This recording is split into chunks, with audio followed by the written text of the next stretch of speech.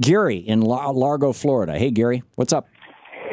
Hey, Tom. I can appreciate your thoughts on that, but I'd like to just mention that the Civil War in the South, in spirit, never ended. And that's my point. When we had that night, and when we had the Brown versus Board that decision, right, that was looked upon as the Reconstruction, another Reconstruction.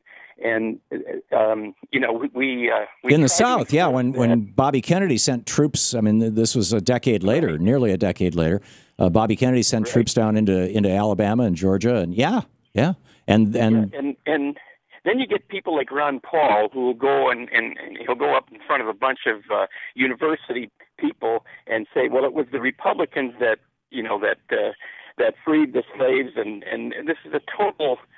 You can't analyze it like that. No, it was the liberals who freed the slaves, because the Republican Party in 1860 was a liberal party. It was a progressive party, and right, it was the liberals who created the national park system. Teddy Roosevelt was a progressive Republican. So yeah, you could say the Republicans did that, but the Republican Party changed big time under Nixon when they reached out for the Southern white racist vote.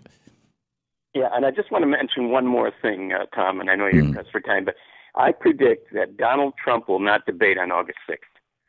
I don't think he's that intelligent, and I don't think he's going to come across as a clown if he does, as much as it's going to be really interesting. I would not take that bet, because I think you're right. I think the Republican Party is going to figure out a way to push Donald Trump out of the debate, or Fox so-called News might. I mean, as much as I'd like to see it, I don't think he'll do it. But at any rate, thanks for taking my call. Sure. Thank you very much.